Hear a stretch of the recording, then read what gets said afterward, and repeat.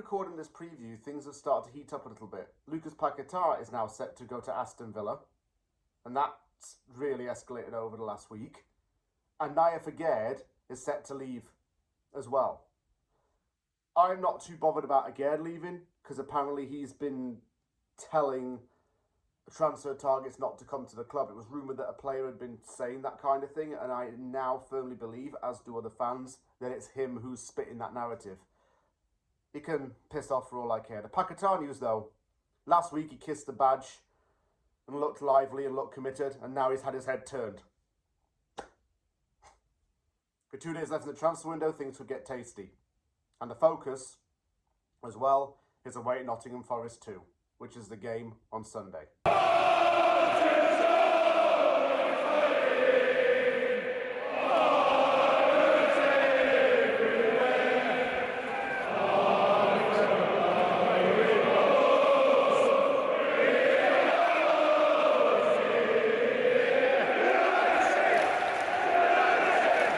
We still have 0 points. We still have a -11 goal difference.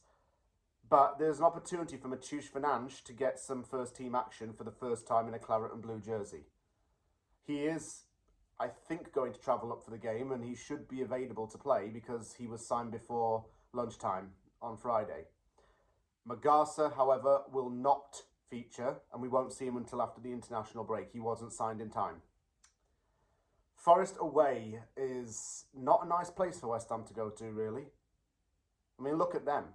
They're one of the more qualified teams in terms of the competency these days, and they're a really good team now, Forest. And we never really do well against them. Last season, they beat us 4-1 on aggregate home and away. This season, so far, they're unbeaten. Forest started off the season with a 3-1 win against Brentford and then drew 1-1 with Crystal Palace. Over the summer, it's been going crazy with spending. It signed Igor Jesus and Jair Cunha from Botafogo. It signed winger Dan Ndoye from Bologna, and he scored in his debut. Angus Gunn joined as a backup goalkeeper. Omari Hutchinson, James McAtee, Arno Calamwendo and Nicolo Savona joined within 3-week win radius. On a 3-week gap, rather. Hutchinson signed for £37.5 million, which seems quite a lot for him to join given that he just got relegated. McAtee signed for £30 million as well. He was linked with West Ham. Douglas Luiz also joined on loan from Juventus, joining and reuniting with Savona. I've had a very busy window, but their owner, Marinakis, has certainly been under some kind of scrutiny because it's rumoured that his relationship with manager Nuno Espirito Santo has become very frail and there is some animosity there. Nuno's hinted at this in press conferences, saying that his relationship with the Greek chairman is no longer the same. This has led to rumours that the manager could be on his way out of the City ground very soon. And if that does happen, it'll be sad for Forest because he's been excellent for them.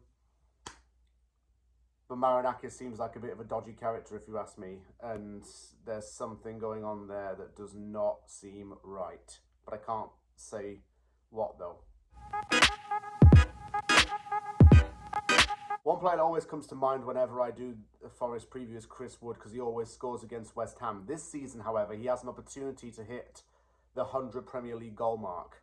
So there's going to be a little bit more fire in his belly to do that. Morgan Gibbs-White signed a new contract for Forest, despite rumours suggesting that he wanted to go to Tottenham. Ryan Yates has been at the club pretty much his whole life, and he's an academy graduate from there. Sangare is another player I want to mention, because he was rumoured to want to join West Ham United on loan, but Forest blocked it and just wanted a permanent sale. Milenkovic, the Serbian centre-back, is quite a strong defender. Murillo, another really good player. And obviously Matt Sells, who, oh, by the way, that's a point. Matt Sells is a goalkeeper. John Victor, who was about to sign for West Ham, is now set to join Nottingham Forest. But he's probably just going to end up being back up to Sells at this rate. Mikel Antonio was signed by West Ham United from Nottingham Forest. And obviously Mickey played 10 years at West Ham. And it's unfortunate how his career came to an end. I've said that before and I'll keep saying it. his career at West Ham and time at West Ham seemed to come to a very sad end. But I loved Antonio.